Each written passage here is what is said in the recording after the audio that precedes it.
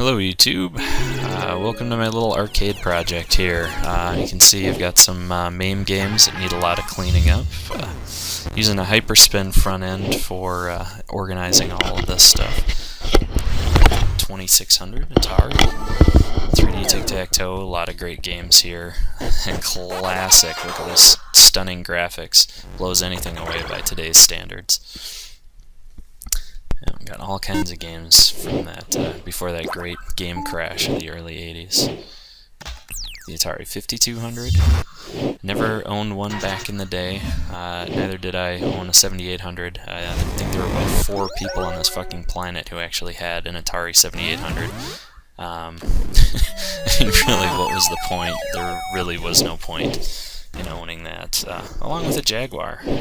Kind of a failed 64-bit system that somehow has a cult following nowadays. Never really understood it, but still, it's fun to have.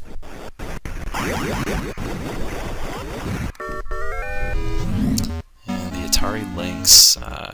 Know anybody that owned that handheld? Yeah, me either. But apparently somebody did, and they made quite a few games for it. Another throwback to the very early 80s ColecoVision.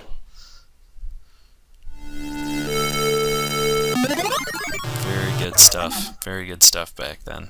It was actually a modular system. Not many could boast some of the things a ColecoVision could do. And you can see I screwed it up by covering up the games list with the Donkey Kong graphic. That'll have to be fixed later.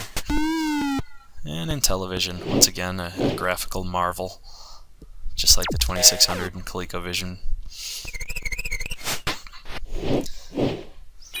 And we'll skip over Nintendo for right now and go into the SNES. Yeah,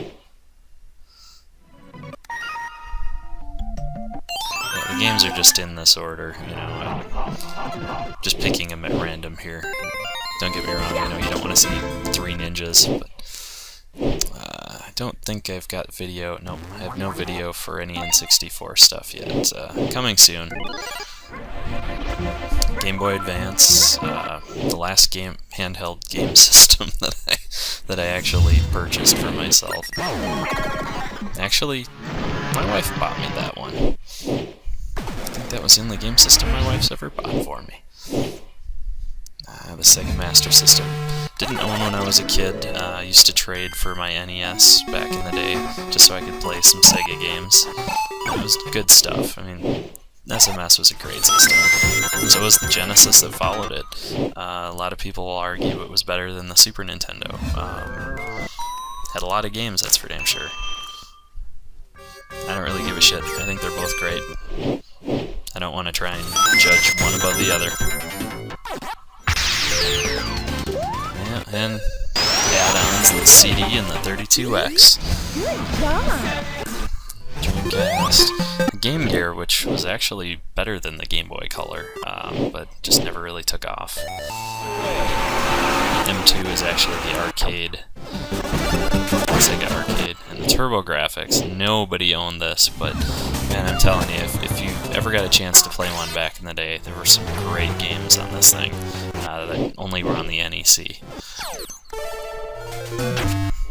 Neo Geo Pocket Color was handheld for Neo Geo, which basically made a lot of arcade systems back in the day. And then 3DO, unless you were uber rich, you did not have one of these way back when. They were about 700 a piece, I think, if I remember correctly. Dragon's Lair, a fantasy adventure where you become if you were a child of the 80s, you remember... No, I don't want to Valiant Knights. You remember Dragon's Lair back in the arcade Laserdisc game. Let's move on to the greatest system ever created here, the Nintendo Entertainment System. If you don't agree with me that this is the greatest system ever, you're wrong, and you can just eat a big bag of shit. I mean, literally, just go out, buy yourself a bag of manure, knife and fork, and chow down, because you're wrong. This is the greatest system ever. And I know I'm stopping on some shitty games here, but trust me, yes, just like any system with a lot of games, there's shit all over the place, but there's a lot of real gold to be found on the NES. There's just wonderful games. This is 90% of the reason why I'm doing this project is because of the NES. A lot of good memories playing this, but anyway, thanks for listening to me ramble on, and happy gaming, everyone.